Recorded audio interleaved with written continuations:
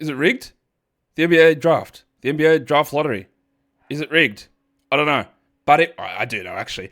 It was the wildest draft lottery we have seen in years. Let's do our first mock draft. Michael Bolton, your pick one in our hearts. Thanks, Josh. It's Michael Bolton here, and it's time for another episode of the Locked On Fantasy Basketball Podcast. Let's get to it. Let's get to it, indeed. You are Locked On Fantasy, your daily NBA fantasy podcast. Part of the Locked On Podcast Network, your team every day.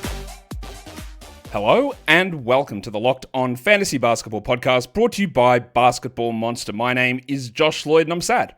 I get sad, I get depressed. But at least I'll always have this. I won't be as sad as Cooper Flagg looked when the number one pick was announced. I'm also the lead fantasy analyst at basketballmonster.com. And today's episode is brought to you by FanDuel. Right now, new customers can get $200 in bonus bets when your first $5 bet wins. Thank you for making Locked On Fantasy Basketball your first listen every day. We are free. We are available on all platforms. So give it a thumb, give it a double bang, give it a comment. That'd be great. I would love it. This is the first of our 2025 NBA draft shows. It is a tradition that maybe I'm only aware of. And I can say, it's a tradition, and nobody knows, and nobody cares, and that is okay. But this is how I do it. This is my process. The draft lottery starts. What happens? I do my first mock draft. Picks 1 through 14. Over the next 6 weeks, 7 weeks, whatever it is until the NBA draft, culminating in a live show during the draft, I will do probably 3 more mock drafts, and we will cover 50 to 60 different prospects with various guests around the NBA scouting community, talking about their real-life potential, what their skills and weaknesses are, where they fit, ways that we differ from consensus thoughts. I do not watch college basketball during the NBA season because I don't know if you're aware, working during the NBA season on the NBA. So I spend the time when the NBA regular season's over, outside of a little sojourn over to Africa, where I am trying to get a grip on draft prospects and start to do my research, start to do my analysis. It's beginning now. It is going to change over the next 6 to 7 weeks. So what you see here in Mock Draft 1 is the beginning, my first public thoughts on a lot of these players. And then that'll coalesce, it'll crystallize, there'll be changes, there'll be ideas, all that sort of stuff we'll go through. It is International Hummus Day here for the NBA Draft Lottery. This is the first mock draft that we are doing. We might as well just, I guess we might as well just get straight, into talking about the draft itself, picks 1 through 14. Let's, the lottery. I know what you are going to say. I know you're going to say it's rigged. The league made Dallas send Luka to the Lakers, and then they rewarded them with a number one pick. I know that. I know that you will think that, some of you. The way to counter that is that there are many people, I think it's 10 to 20 people, who are in the room watching the lottery randomly happen. It is audited by auditing companies. It is there. So that happens. That is done. So while it seems absolutely unbelievable that 3 teams would jump up into the top 4, including teams with minuscule chances, it is actually, it is not rigged. There are plenty of people who watch this. You can't pay off everybody because the amount of money that someone would make from having proof that it was rigged by being in that room would be way more than what they get paid off. I'm telling you now, the story that would break would be massive. And it's not rigged.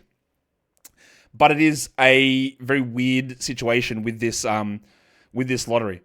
And when we talked ad nauseum, people go, it doesn't matter, all these teams, Josh, when they tank, they've got the same odds as the number one pick. What I did say was it's not about that. It's about the downside risk. What if you get jumped over? Well, the Utah Jazz, the Washington Wizards, the New Orleans Pelicans, all top 4 teams got jumped. The Jazz by 4 teams. The Wizards by 4 teams. The Pelicans by 3 teams. So that actual floor value, Bob Carrington's game winner, cost the Wizards pick 6 instead of pick 5, or the other way around. All right, that is the doomsday scenario that I talked about of why teams would tank to get into that seed. Not because of the 14% chance of pick 1, because could they fall to 5 or 6? and we literally saw it play out. So I'm not going to keep you guys in too much suspense because we're talking pick 1 in the NBA draft. Who is it going to be? Who is Dallas going to take? It's Cooper Flagg. Like, let's be fair. Cooper was not very pleased with the announcement, it seemed, of Dallas getting the number 1 pick. Obviously, we saw the way that they treated Luka Doncic. We saw the idiocy of those moves. We saw what they then did with the training staff and all of the pieces that have come out. Flagg did not look good. If I'm Cooper Flagg and I'm going there, I'm making a call to the ownership and saying, can you get rid of Nico, please? Let's build this, but get rid of him. And I think the big theme of this lottery, obviously the teams jumping up, but the theme of this lottery is that where teams fell into the draft and the players that are usually expected to be in that spots, it doesn't make sense for a lot of these teams. Now, Cooper Flagg, it doesn't. That is fine. We'll get into more of these details, and this is an unbelievable high-level prospect, an elite defensive player with offensive upside, 31% usage at Duke. These stats all down the bottom, if you're watching here on YouTube, are per 36 minutes. He shot 39% from 3, 84 from the line, 1.7 steals and 1.6 blocks. And yeah, that's the sort of stuff that Zion did, but in high levels. I think Cooper's always been known as more of a defensive guy, an elite defensive player all the way coming through. He's 6'9". He had a 59 true shooting. And look at his BPM, 16.3. This is the clear number 1 player. I would expect that, unlucky for Anthony Davis, he's going to go back and play center. I don't think Cooper's a 3. I think he's a 4. And Davis is a 5. What this means is terrible news for Gafford. It's terrible news for Lively in terms of where they play. Davis will obviously retire at some point. And I think Gafford is basically, I think he should be out of there. And then we run Lively, Davis, and Flagg. And that's your grouping. Obviously, there's Kyrie, and he won't be there. Their timelines are all off, though. They got a win now team with a 19-year-old, generational, not quite, prospect. It's a weird timeline. I would say Cooper Flagg, especially with no Kyrie, will be drafted inside the top 40 of fantasy drafts next season. I think that will be reasonable. Very reasonable. He could easily finish in the 3rd round, 2nd round. I probably wouldn't do it inside. I wouldn't draft him in the top 40, but I might. We'll see. That's how good he is. It is going to be just very interesting to see how it all plays out. So, pick number 1, Dallas Mavericks, Cooper Flagg. Not a surprise. The next one, another team that jumped up, which we will think, imagine if the Spurs get pick number 1. Imagine if they were able to pair Cooper Flagg alongside Victor Wembanyama. The league is done. Well, that didn't happen. But the Spurs did move up to number 2, and this is where I'm talking about this weird scenario. And I'll put it this way right now. The Spurs made investments in trading for De'Aaron Fox. I think the clear number 2 player so far from my early analysis in this class is Dylan Harper. The problem with that is that Dylan Harper's a point guard. Steph Castle won Rookie of the Year. Also, by the way, not a point guard. But De'Aaron Fox, a point guard. Devin Vassell, not a point guard, but a ball-handling guard. Harper, young, 19, 29 usage. 33 minutes a game at Rutgers. He averaged only 21, 5, and 4.5 assists per 36. 33% from 3. I still have the Spurs taking Dylan Harper. Because, honestly, I just think he's a step above the other guys there. Now, if his Rutgers teammate, Ace Bailey, had have played better and I was a little bit higher on him, I would, and they were in the same tier to me, I would have gone Bailey here at number 2 to the Spurs. But I think Harper's ahead. And while we can say, and look, Harper's big, 6'6", measure. I don't know what his official combine measurement was, but he's 6'6", that's what he's listed at. Obviously, there's some shoes involved in that. It's a decent size. He's probably similar size to Castle overall. Fox is not a small point guard. I do think that having multiple ball handlers is fine. You're playing with Victor Wembanyama as well. Like, I think that's bad news for Castle. I think it's not great as a landing spot for Harper initially in terms of fantasy, but the Harper-Wembanyama combo is what you want, not Castle-Wemby. It's Harper-Wemby. That is what I will be looking for moving forward. And then Fox can play alongside him. He's obviously a little bit older. But it is a weirder fit. You would love to get a 3 or a 4 here. And maybe Bailey will be what I end up with here. But I don't love to draft just for fit, especially when I think there's a clear gap between the players, which is how I view this. So, Cooper Flagg at 1. Dylan Harper at number 2. I don't know why my screen is gone all choppy, but it has. Okay. All right.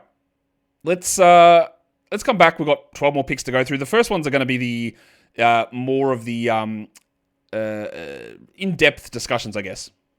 So we'll come back with picks 3 through 14.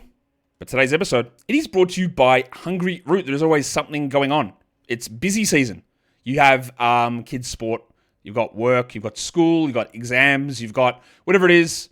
And it can be hard to eat healthy and get to the grocery store and buy that stuff. That is where Hungry Root comes in. It's like having your own personal shopper and nutritionist wrapped into one. Take care of the grocery shopping, meal planning, personalized recommendations based on the type of diet that you want and your tastes and health goals.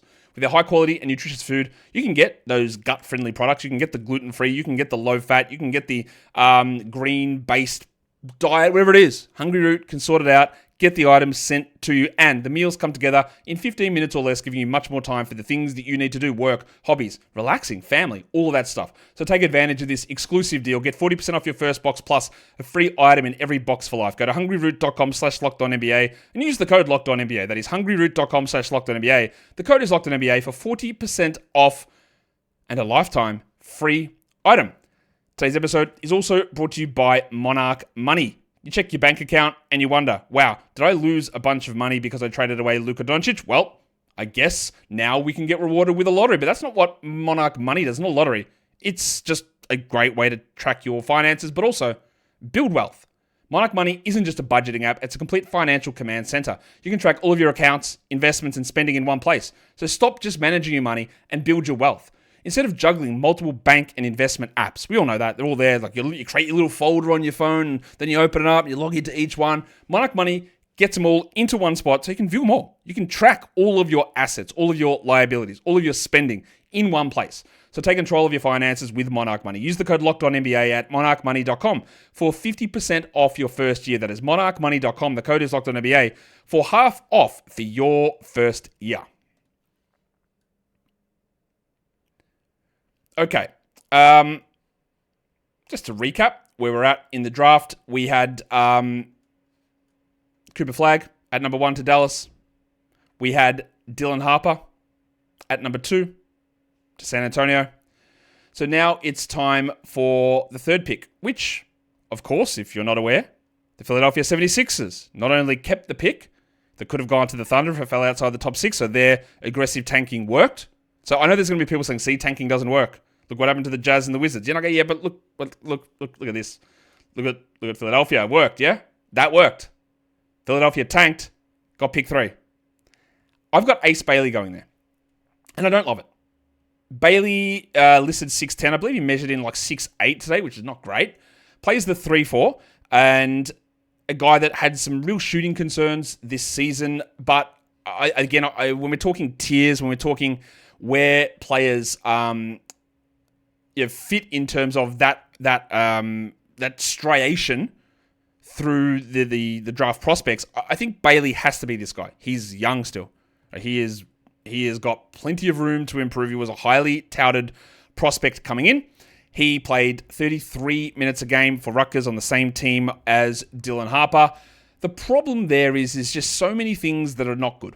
There are just so many red flags in some of his numbers. His three-point attempt rate is not super high. His free throw rate is pretty low. His 27 usage is strong, but he averaged 19 and 8 per 36 minutes. 1.4 blocks, 1.1 steals. Not bad. Not great, but not bad. The assists, though, that is terrible. Bad assist to turnover, bad assist to usage. Defensive advanced stats were pretty poor. His box score plus minus is actually really bad for a top 3 pick, and this is one of the ones where I've got Bailey at 3, and he seems consensus there.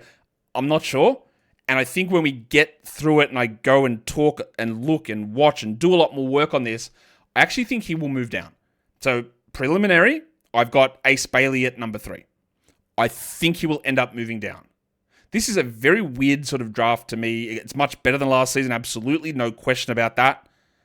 And Bailey would go ahead of everybody in last year's draft to me, maybe except for Sarr, who I still really like. Maybe. But his season wasn't ideal. The shooting was 35% from 3. That's like pretty good. But 69 from the line, only 46 from the field as a big man. He plays like the 3, the 4. I think he's more of a 4. And then how does that work in Philadelphia? Now, I'm not going to get too deep into it because I don't know that he's going to Philadelphia. But if he was going to Philadelphia, then we'd get into a situation where he could fit alongside Embiid, obviously, who knows what happens there, and Paul George can play next to him. And then you've got McCain, and you've got Grimes, and then you've got, thankfully, probably not Kelly Oubre, but you've got Tyrese Maxey. But he sort of does slot into there, so it's like a fit scenario, plus at this point, I think he is in that tier. I don't know that he'll end up there. That's like me preempting myself when I get into this stuff. I don't know that he'll end up there for me. But he could. He could easily end up there. And I guess we will just find out if that's actually the way that it goes down. So, that's 3 picks of this mock draft done. Let's bring us into looking at the next group. So we had Flagg, Harper, Bailey. They're your top 3. But what about the 4th pick? Well, Charlotte was the only team in the top 4 who kept the top 4 pick. Now, they were 3rd and they fell down, so all of the top 4 teams fell in the draft lottery, which, I don't know, has that ever happened before? Where we had like 1, 2, 3, 4, 5, 6, 7, 8 teams drop in the lottery. That's crazy. At number 4, I am going with a man whose name is going to be, I think, going to have a lot of sources of mirth for me. VJ, good name. It's not his full name. And his full name is a cracker as well. I'm just going to bring it up for you guys because I've got to make sure I get it right. Let's have a look. Valdez Edgecombe Jr. Great name. He's from the Bahamas. Shout out Buddy Hield and DeAndre Ayton. Shout out Jazz Chisholm. Shout out Bahamas becoming a real sporting hotbed. But if your name's Edge and Come, I think there's going to be stuff we can do with this name. That's really beside the point when we're talking about whether Charlotte Hornets should pick Valdez Edgecombe Jr., but I think they will. VJ played for Baylor. He's a wing/shooting guard. They've got LaMelo. They've got Mark Williams. They've got Brandon Miller. They've got Miles Bridges. Now, guys like Bridges, a little bit older. Maybe people seem to get the Hornets to move on from LaMelo Ball. I don't think that they will do that. Edgecombe is another one of these Baylor guards. They always seem to bring these guys out. Keontae George. Who was the guy last season that I didn't love? The one that... Why have I just... this is what happens when you go on holiday. I've blanked on the guy's name. I know you know who it is, and I know that it's the Toronto player. Why can I not remember it? I even knew that his nickname was Gary Trent III. Jacoby Walter was the one that went to the Raptors. Edgecombe, to me, is the better prospect of that trio of Baylor guards. And he's a 6'5 wing. His true shooting is like, all right, 55%, not great. 16 points per 36 is not a huge number. 24 usage is okay. It's not like he's not subsisting on gigantic usage, which is a good thing in terms of just trying to see how that stuff translates across to the NBA. Really strong steal numbers. His projected NBA 3-point numbers should be pretty good. Defensively, we've got to have, obviously there's going to be concerns, but his defensive stats are really pretty good for a guy of this position. I would like the usage to have been maybe a little bit higher, but that's okay. 24 is fine, and a little bit more efficiency would be good. But overall, I don't think that he's a complete star player at this point, but the profile's there. He's 6'5", he can defend. I think he can shoot. The passing is okay. The rebounding is okay. I think there's enough here with Edgecombe where Charlotte would be relatively happy, I think, to end up with this, or in this spot. I think so anyway. Now we get to the Utah Jazz, who saw their hopes dwindle as they fell all the way down to number 5. Which, again, was absolute worst case scenario. They did all of the things that they needed to do. They tanked. Hard. But it didn't matter, did it? Because they fell all that way down, all the way down to that number 5 spot. And I have got them taking Cooper Flagg's teammate, a man who doesn't really know how to pronounce his own name, but that's okay. Kon Knueppel. Now, old Gipple here. Not sure that's pretty... Who am I to tell someone how to pronounce their name? I got 2 L's at the start of mine. But, my guy, surely it's a silent K. Surely it's Knueppel. Knueppel. Surely. Maybe not. Anyway, Kon Knueppel is who I have got going to the Utah Jazz at number 5. Now, do I have him going to the Utah Jazz at number 5 because he's white? Who's to say? I don't. I just think that he is a player that makes sense. This is a team with no forwards. Is Keontae George or Isaiah Collier the answer? Probably not. Taylor Hendricks the answer? Probably not. Is Walker Kessler the answer? Also probably not. And I know they've got Larry Mark and you said they've got no forwards. He is not the part for this team. And John Collins, not existing on this team. They drafted Cody Williams at number 10 last season, and he was terrible. Flat out terrible. So, is Knueppel better than that? I guess we'll find out. Lower usage player, not quite 20, 64% true shooting, and 41% from 3, 91 from the line, elite shooting stuff. 1.2 steals is a number that I like. I just think that ability to play maybe the 2, but probably the 3, play up a little bit, small ball 4. I think the statistical case for him is unbelievable. It's such a great case. Free throw rate, strong. 3-point percentage, strong. 3-point rate, elite. True shooting, elite. Steal rate, strong. Assist numbers, not bad. And he was doing all this playing alongside Flagg. I think he fits a positional need. Is he a star player? I don't know that that's the case. Can he be a really, really good player? Yeah. But I'm not really sure who else in this range we would consider a star upside player. And this is where things start to get really weird, I think, in this draft after those probably top 4. When, again, I could see Edgecombe moving ahead of Bailey, although I'm not sure how well he fits in Philadelphia. I could see many different things going on here. But I do have Kon Knueppel as the 5th pick going across to the Utah Jazzmen. So that's 5 picks done, 7 to go. We'll fly through the rest of these. We're not going to go that long on them. Today's episode is brought to you now by FanDuel. Yes, the NBA playoffs are in full swing, and every night there are ridiculous games. Ridiculous from a high-scoring, high-powered offensive perspective. Ridiculous from a, why is nobody making a shot? Look at this defense. That happens every single day in the NBA playoffs. And with FanDuel, it makes it easy to stay in the game. With player props, performance trends, and same-game parlays, fans have more ways than ever to play smart and to win big. We have seen so many weird things. The Cavs, they won 60 games. They're going to go out in round 2. Thanks to unbelievable performances from the Indiana Pacers. Can the Thunder get over the Denver Nuggets? What is it now? 2-2 in that one? Maybe. Easy. You can get $200 also in bonus bets. So that is a great way that you can do that if your first $5 bet hits. So go to FanDuel if you're a new customer. It is the perfect time to sign up. Go to FanDuel.com, place your first $5 bet, and if it wins, you get $200 in bonus bets. Make every moment more with FanDuel, an official sports betting partner of the NBA, and don't forget to gamble responsibly.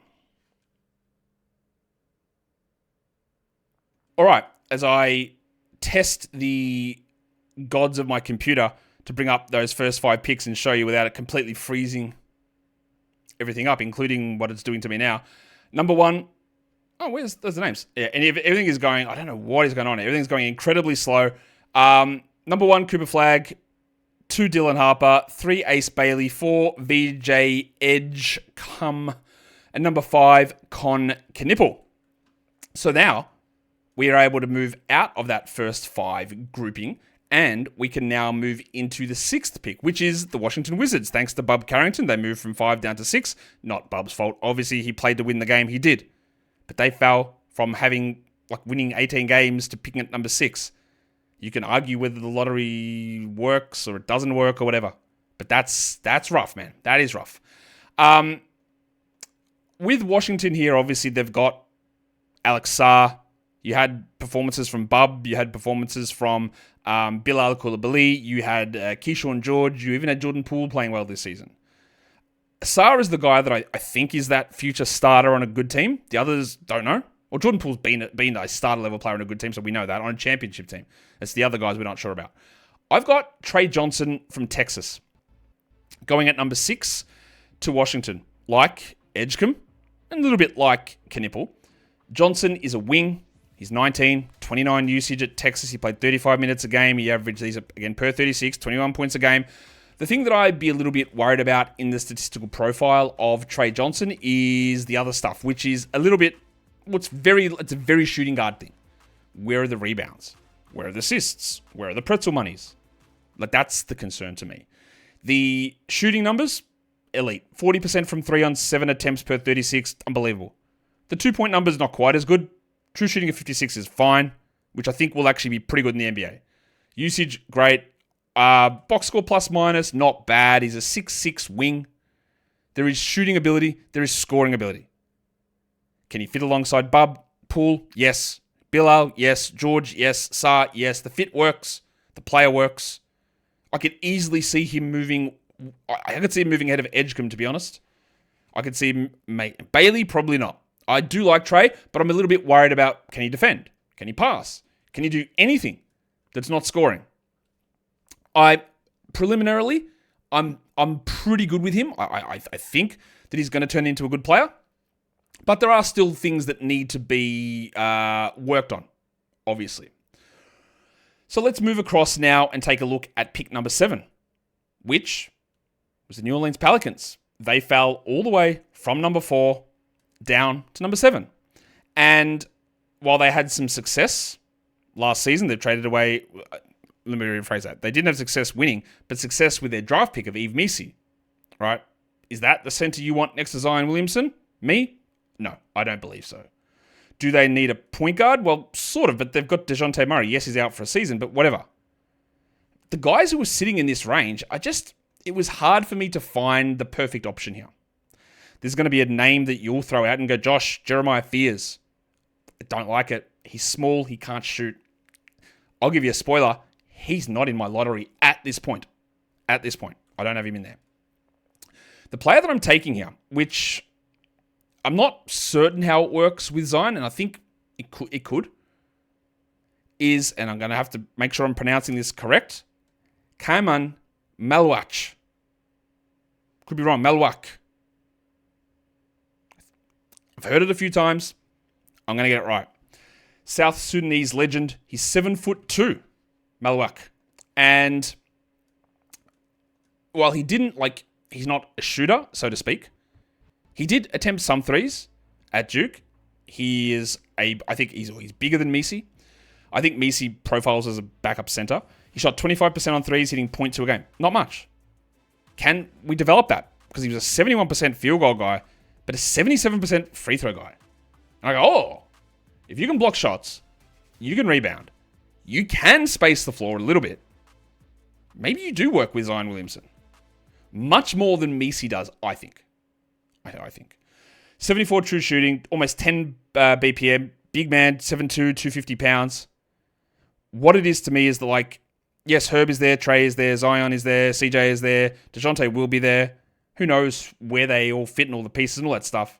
But Maluach, with his maybe shooting upside, but already good defensive presence. And again, Yves Missi is not someone I go, I can't draft over him. Very happy to draft over him.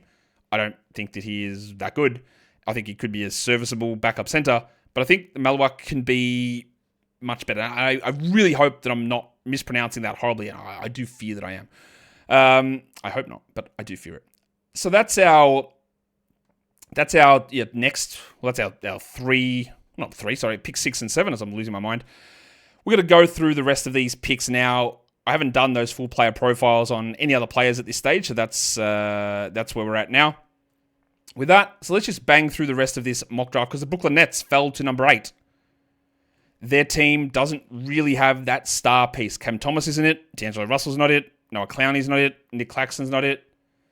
They would have hoped to get a better pick here with their own pick, but they also didn't tank hard enough early enough. I'm going to take Kasparas Yakuchionis. Kasparas Yakuchionis, which, again, I hope is correct. Point guard from Illinois. 6'6", 19, freshman. Shot free throws really well. 3-point numbers not great. I think he will be able to shoot those. 5 assists per 36, 6 rebounds. Not bad. But the Nets just need somebody who can sort of organize them.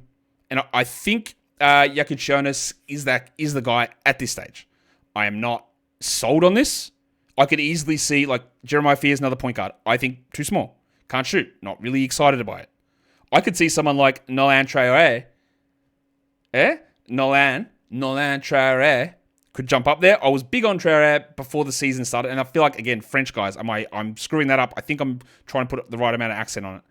I had him like a top 4, but I've pushed him down now, and he's not in my lottery either. But Yakuchonis is the guy that I am putting at number 8. 2 old mates, the Brooklyn Nets. At number 9, it's Toronto. They also said that they were going to tank at the beginning of the season. They did, and they fell down to number 9. At number 9, for the Raptors, I would take Noah Essengue, the 6'9" French wing / forward, who is, again, incredibly young. He might be the youngest player in this draft alongside Cooper Flagg. I think that is true. Essengue, 6'9", played for Ratio Farm Ulm, which, if you've got nightmares about a French player playing for Ratio Farm, shout out Killian Hayes, I understand. He shot only 29% from 3, which is not great. Very clearly not great. He needs to work on that. Steal numbers, elite. Block numbers, not bad. Free throws are okay. Elite finishing numbers. He's got size. He's got length. He's got, he's very young. Good finishing numbers. Solid rebounders. Good scoring numbers as 19 points per 36 playing for Ratio Farm. I like that. He is, again, just that this sort of player is the guys that, and we know how the Raptors work. How does it work with them, with Barnes and with Ingram and with Barrett and with Quickly? I don't know. Essengue wouldn't be starting or playing a big role early on. He's young, he would need to develop. But Ingram's 26, 27. Barrett's 25, I think, around that mark. And I just think Essengue could maybe work with Barnes. But also, we're in this period of the draft here, do I have to make that decision to figure out who fits there? This one, I'm not sold on Essengue here. He could easily fall out of the lottery for me, and somebody else could come in. But the Raptors, I think they're mid, but they don't have very clear holes. So, yeah, I like the upside value of what Essengue can do. I went a little bit off the board for the next pick, which is Houston, at pick number 10, which is the Phoenix Suns selection. Obviously, they were the number 2 seed in the West. They lost in the first round of the playoffs, but they get this high pick. I'm taking Jace Richardson for Houston. Richardson is probably a little bit undersized. I don't really know if he's a point guard or not. He probably isn't. His statistical case is elite. He is young. He won't turn 19 until after the draft. He's only 6'3". He's like 180 pounds. But Jace Richardson has good steal numbers, pretty good block numbers, a 21 usage guy, shot 41% from 3, shot 84% from the line, got to the line a decent amount of times. He put up really good numbers. Now, he only played 25 minutes a game at Michigan State, but this is the sort of guy, who knows what happens with Fred VanVleet, but if you shoot like this and the Rockets need it, you play alongside Amen Thompson and Tari Eason, Jalen Green, and be a knockdown shooter who can defend, generate steals, and get to the line, and maybe you do a bit of ball handling, but Amen can do that. Jalen Green can have the ball in his hands a little bit. Maybe VanVleet is around. Hey, they've got Reed Shepherd as well. And yes, Shepherd and Richardson, both smaller guards. Although Shepherd's not that small. Well, he's pretty small. But, that's, I think, again, they're in a spot where they can sort of take these sort of players. And I like Richardson there at that spot for Houston. So recap, 6 through 10, Trey Johnson. 7, Kaman Maluach. 8, Kasparas Yakuchonis. 9, Noah Essengue. 10, Jace Richardson. And that leaves the Portland Trailblazers at number 11. And this is probably the pick in this mock that I just didn't really know what I was doing. Would Jeremiah Fears work there? I don't think so. Simons, Sharp, old mate Scoot. There's Denny. There's Kamara. Jeremy Grant lives still. Ayton. Klingon. This team is actually got a lot of players. They've got a lot of players. And some of them won't always be there. I ended up, on this one, going with Colin Murray Boyles, the 6'7" sort of forward from South Carolina. I don't really think that he's going to play center, and he wouldn't need to, but he's got some ability to be I don't even know what the right term is, really good defensive numbers, really strong defensive stuff. The 3-point shooting is not ideal, and that's a little bit of a worry when you're pairing with Denny Avdia, Donovan Clingan, DeAndre Ayton. Avdia not a reliably good shooter yet. Maybe he gets there. But I just think Murray Boyles is just a guy that I don't know, it sounds lame, but does he just get things done? Yeah. Like, there are guys that aren't in my lottery who I could have put here, like Thomas Sorba, Rashia Fleming, who I don't have in there. They're guys that I could have jumped up there. Yeah, Traore could have gone in there, but again, I don't think they would need a point guard. Carter Bryant is maybe someone I considered for this spot as well. But I don't really know what the Blazers' need is. Scoot, Sharp, Denny, Hole, Clingan / Ayton, I guess, long term. So there's sort of that 3-4 mix, and while Murray Boyles is more of a 4, he's there for now. Like, if I had have let Noah Essengue fall down to 11, that's probably the direction I would have gone. Now it's the Bulls.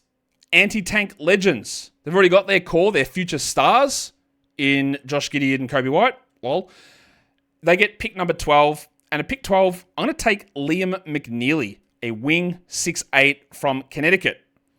McNeely, who just sounds incredibly Irish, he probably is. Shot the free throw as well. Poor 3-point shooting, but I do actually think that'll be able to turn around. His overall efficiency was absolutely wretched. He shot just, 53% true shooting. The defensive numbers are pretty rough. But pairing that with a Matas Buzelis, there's Giddey, there's White. There's a lot that they need to figure out, and Vooch is there. I almost was considering a Derek Queen in this spot, and maybe that's the direction I go. But I think McNeely would fit nicely next to Buzelis, and then we see where the other picks and players fit in overall. The next pick we look at is pick number 13. It's the Atlanta Hawks, and they do this with the Sacramento Kings pick. And this is a guy that I could easily see moving up for me, and it's Asa Newell from Georgia, a forward, 6'10". He averaged 19 and 9 per 36 minutes last season. He shot really well on his twos. His threes are a little bit rough. His free throws are fine. I think his volume is pretty good from three, and I think he'll develop into a reliable-ish shooter. Usually, these are the sort of players that I do sort of flock to, and I like a bit. Like, his block numbers and steal numbers are good. Think of Taylor Hendricks that I've liked in the past, or even last season in that mess of a draft. I really like Tyler Smith, who I just have absolutely no idea what he's going to be because he's buried in Milwaukee. The other thing about this draft is, what if the Spurs trade pick number 2? The rumors seem to be, look, that'll be for Giannis. Imagine that. By the way, that's not enough. I would think that you would throw in, or that the Bucks would want Castle or Sohan or Vassell or somebody else more than that. Anyway, Newell's that sort of player that I've really liked in the past. They maybe project Noah Clowney even, a projectable 3-point shooting, defending 6'10" power forward. They're hard. That's one of the hardest positions to hit. Jabari Smith's considered a bust, but he does this thing almost as well as anybody, and he's still not all that impactful. So, not that I think Newell is going to be as good. I'm going to say Newell, but I'm sure it's going to be pronounced Newell. Is that how Americans are going to pronounce it? Newell, even though it's Newell. But yeah, I've got Asa Newell in that spot. Last pick of the lottery. It's the Spurs again. So, could it have been Jeremiah Fears? Well, they wouldn't need to draft another point guard after having Fox. Maybe Chris Paul is back. Steph Castle, and then picking Dylan Harper up at number 2. So I did go with the new nickname absorber. Yas Derek Queen. Queen is a big man. He is a center. You're at pick 14. You don't necessarily need to get a starter in this spot. You might, but that shouldn't be your expectation. And yes, they've got a pretty good center. And his name is Victor Wembanyama. Queen, could he play alongside Wemby? Probably not. Although, Wemby shoots well enough to maybe make it work. Queen does not. I worry a little bit about his defensive numbers, or his defensive ability overall, Derek Queen. But 59 true shooting, pretty solid. Good box score plus minus. 19 or 20 and 11 per 36, pretty good numbers. 1.3 steals and 1.3 blocks. 27 usage, so more of an offensive focus usage center, Derek Queen from Maryland. But that's who I've got going at number 14 to the San Antonio Spurs. So to recap, my first mock draft. Number 1, Cooper Flagg to Dallas. Number 2, Dylan Dylan Harper to the Spurs. Number 3, Ace Bailey to the Sixers. Number 4, VJ Edgecombe to the Hornets. Number 5, Kon Knueppel to the Jazz. That's my top 5 in that grouping of the draft as things just really grind to a halt here on my computer processing. Oh my God, that's the worst I've ever seen. Jeez. Maybe I won't push the other ones through. Anyway, Knueppel at 5. Trey Johnson to the Wizards at 6. Kaman Maluach at 7 to the Pelicans. Kasparas Yakuchionis at 8 to the Nets. Noah Esengwe to the Raptors at 9. Jace Richardson to the Rockets at 10. Colin Murray Boyles to the Blazers 11. Liam McNeely Bulls 12. Asa Newell 13 to the Hawks. And Derek Queen 14 to the Spurs. And again, the one that will be controversial that's not in there at the moment is Jeremiah Fears. I worry again. Shooting, lack of size. And I didn't really love any of the fits in there for Fears, but I could easily see him going in there. That is the lottery. That is the first mock draft. We'll be back tomorrow to do another team review, which is, we did the Sixers yesterday, so that means we're doing the Nets. So Nets coming up tomorrow, so stay tuned for that. And guys, you know what to do. You subscribe, you double bang, and we are done here. Thank you so much for listening, everyone. See ya.